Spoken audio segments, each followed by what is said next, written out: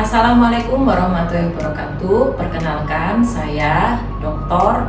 Rizky Dwi Prameswari, Sarjana Kedokteran, Magister Kesehatan, Magister Biomedik dengan nomor induk dosen nasional 07 11 12 8501 sebagai dosen pada program studi ilmu keperawatan Fakultas Ilmu Kesehatan Universitas Gresik. Pengampu mata kuliah pendidikan dan promosi kesehatan dengan kode mata kuliah APSIK 1008. Mata kuliah pendidikan dan promosi kesehatan dengan kode APSIK 1008 untuk mahasiswa semester 2 program studi ilmu keperawatan Fakultas Ilmu Kesehatan Universitas Gresik. Deskripsi mata kuliah untuk pendidikan dan promosi kesehatan. Mata kuliah ini membahas peran promosi kesehatan dalam meningkatkan derajat kesehatan melalui kemitraan dan pemberdayaan masyarakat. Topik meliputi sejarah, definisi, konsep, visi misi, ruang lingkup, sasaran, strategi, perilaku, etika, metode, media promosi kesehatan, dan peran perawat dalam upaya promosi kesehatan. Capaian pembelajaran atau CPL 2 dan 3, memahami ilmu keperawatan dan sistem informasi, menguasai keterampilan keilmuan dan kompetensi asuhan keperawatan. CPL 5, melaksanakan edukasi, promosi kesehatan, komunikasi terapeutik, dan penyebaran informasi ilmiah. CPL 8, memberikan asuhan keperawatan profesional di laboratorium, klinik, rumah sakit, dan komunitas dengan pendekatan terapi komplementer. Capaian pembelajaran mata kuliah atau CPMK 1, integrasi konsep belajar mengajar program pendidikan kesehatan. CPMK 2, analisis peran perawat dalam pendidikan dan promosi kesehatan. CPMK 3, analisa model promosi kesehatan seperti HBM dan HPM. CPMK 4, merancang program edukasi kesehatan berbasis komunitas dan asuhan keperawatan. Jumlah pertemuan untuk mata kuliah pendidikan dan promosi kesehatan terdiri dari 16 tatap muka dengan 14 tatap muka dan 2 kali tatap muka dilakukan evaluasi. Tatap muka pertama sampai dengan ke-7 dilakukan metode pengajaran, kemudian UTS, kemudian dilanjut metode pengajaran, dan kemudian ditutup dengan UAS. Metode pembelajaran yang pertama dilakukan ceramah, diskusi interaktif, dan kelompok. Kemudian yang kedua dengan metode case-based dan project-based learning. Kemudian yang ketiga ada team-based learning dan presentasi. Media pembelajaran yaitu yang pertama dengan menggunakan LMS Kulino, yaitu platform pembelajaran daring untuk distribusi materi dan tugas. Kemudian yang kedua ada dokumen Microsoft Word dan PowerPoint sebagai media presentasi dan bahan ajar terstruktur. Yang ketiga dengan menggunakan LCD proyektor sebagai media visual untuk mendukung penyampaian materi di dalam kelas. Untuk evaluasi dan penilaian, yang pertama dalam bentuk kuis, yaitu sub CPMK 1 dan 4 dengan bobot penilaian 20%. Dengan pemberian penugasan yang pertama, yaitu case-based learning dengan sub CPMK 2 dengan bobot penilaian 30%.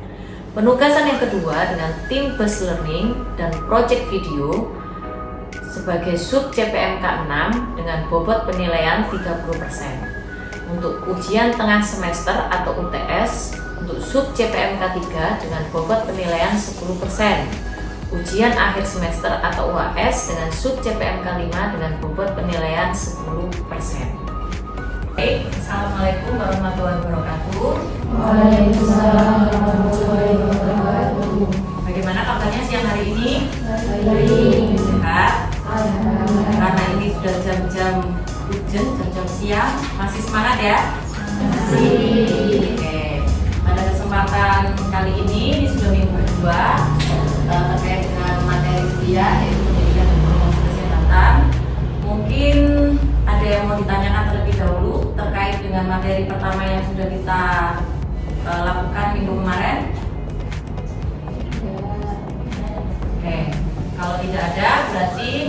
kita lanjut ke materi selanjutnya pada pertemuan kedua untuk mata kuliah pendidikan dan promosi kesehatan.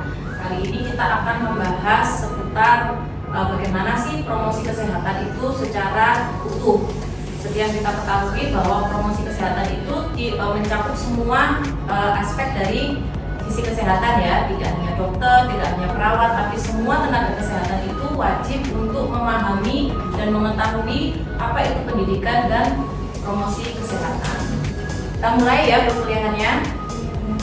Nah, minggu kemarin juga sudah saya singgung ya beberapa tokoh yang menaungi atau yang mempakari bahwa promosi kesehatan itu tokoh besarnya yang bernama Ottawa Charter, di mana promosi kesehatan itu bagaimana meningkatkan kemampuan masyarakat dalam memelihara kesehatan. Tidak hanya fokus secara fisik, jadi sehat itu tidak diukur dari bagaimana seorang manusia terlihat sehat secara fisik, tetapi ada dari secara mental dan sosial. Jadi sehat itu dilihat dari 3 aspek, secara fisik, secara mental, dan secara sosial.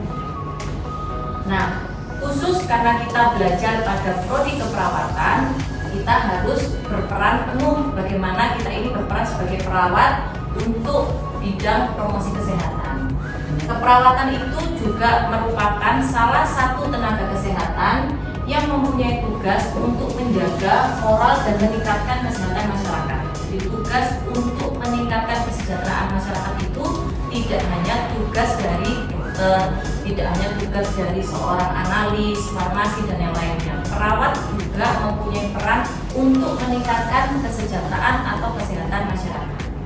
Nah, poin utamanya yang pertama yaitu profesi perawat dengan tanggung jawab moral menjaga kesehatan masyarakat, dan profesi ada karena pengakuan masyarakat.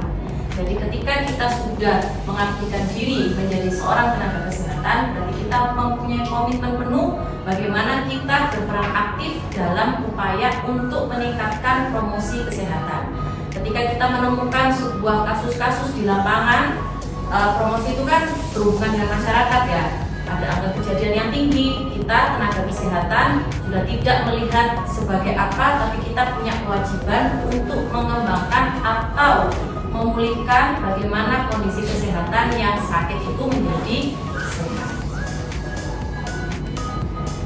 Untuk konsep promosi kesehatan, jadi promosi kesehatan itu adalah sebagai pengembangan dan perluasan dari pendidikan kesehatan tradisional. Kenapa disebut ke pendidikan tradisional? Karena memang perkembangan zaman ya. Jadi nanti kita akan memahami juga bagaimana konsep pendidikan tradisional dan konsep pendidikan modern dalam promosi kesehatan, di mana itu terletak pada perbedaan di media, atau salah satunya adalah bagaimana media itu berperan dalam upaya promosi kesehatan. Kalau dengan secara tradisional, mungkin dengan menggunakan aspek yang masih lama, seperti apa? Diskusi. Jadi kalau misalnya kita ketemu kasus, kita kan harus turun lapangan nih ke dalam masyarakat. Terus kemudian kita memecahkan solusi tersebut dengan ketemu. Tetapi kalau kita mempunyai aspek modern, maka kita bisa menyebarkan upaya promosi itu dengan media-media sosial yang seperti saat ini. Nah, konsep promosi kesehatan nasional itu berpatokannya itu dari WHO. Jadi WHO itu adalah organisasi yang menaungi kesehatan di dunia. Tujuan umum dari promosi kesehatan sendiri yaitu memberdayakan individu dan masyarakat agar mampu hidup sehat secara mandiri.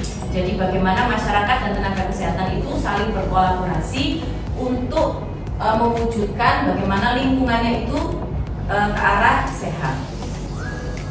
Untuk tujuan khusus promosi kesehatan ada beberapa tujuan ya, salah satunya adalah menggalang potensi perilaku sehat dan gotong royong, mengintegrasikan promosi kesehatan dalam program organisasi, dan mendukung kebijakan peraturan yang peduli kesehatan. Jadi kalau kita bicara promosi kesehatan, itu kita tidak bisa lepas dari sendiri, pasti ada banyak sekali partner-partner yang harus kita ajak.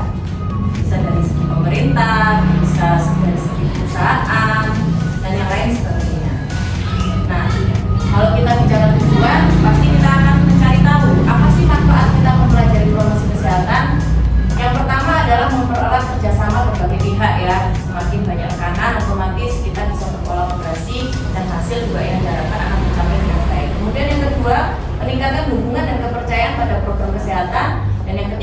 pembangunan lingkungan dan kebijakan kesehatan yang lebih baik. Ini sesuai dengan program-program pemerintah, karena promosi kesehatan itu biasanya berkolaborasi dengan instansi pemerintah. Bagaimana strategi broker promosi kesehatan? Ada berbagai macam cara. Yang pertama dengan advokasi. Advokasi itu adalah pendekatan pada pengambil keputusan. Kemudian yang kedua dukungan sosial, dan bagaimana kita memberdayakan masyarakat. Artinya memberdayakan masyarakat itu adalah melibatkan masyarakat dalam upaya untuk peningkatan kesejahteraan yang lebih baik. Nah, di sini peran kita sebagai seorang perawat, di mana pelayanan keperawatan merupakan bagian integral dari sistem pelayanan kesehatan yang berfokus pada kualitas asuhan. Di mana kalian sebagai seorang perawat itu kan akan melekat erat yang namanya asuhan keperawatan. Jadi itu adalah kuncinya ya. Sebagai seorang perawat tidak boleh lepas dari asuhan keperawatan.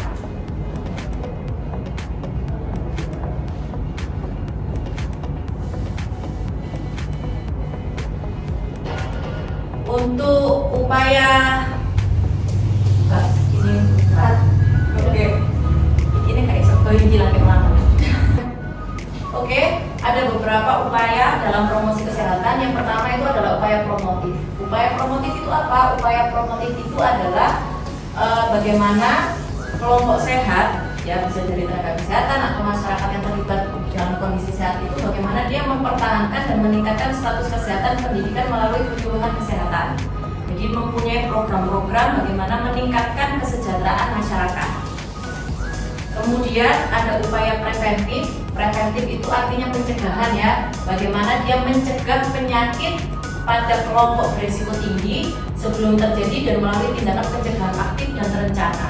Misal dalam kasus tersebut banyak ada kejadian KLB suatu penyakit AIDS. Nah, ketika kita sudah tahu bahwa sudah beberapa warga yang terjangkit sakit tersebut, maka kita punya kewajiban untuk melakukan pencegahan. Contoh misal di daerah industri ini TBC, kalau sudah ada indikasi ada warga yang terkontaminasi bahwa di daerah tersebut terjadi kontak dengan TBC, maka tugas kita sebagai tenaga kesehatan harus melakukan upaya preventif supaya kasus-kasus TBC ini tidak sampai berkembang dengan besar. Kemudian ada upaya kuratif. Upaya kuratif itu apa? Upaya kuratif itu adalah mencegah penyakit bertambah parah. Jadi yang sudah terdiagnosa supaya tidak menjadi tambah parah dan tidak bertambah lebih banyak kasusnya. Upaya rehabilitatif itu adalah pemulihan dan pencegahan kecacatan pada pasien pasca sakit atau tindakan medis. Ini bisa dilakukan dengan rehabilitasi ya. Baik, itu yang materi yang bisa saya berikan pada pertemuan kedua pada siang hari ini. Mungkin sebelum kita selesai perkuliahannya, ada yang mau ditanyakan dari mahasiswa? Bu, izin bertanya, bagaimana cara merancang media edukasi yang tepat? Terima kasih. Oke, bagaimana cara merancang media edukasi yang tepat?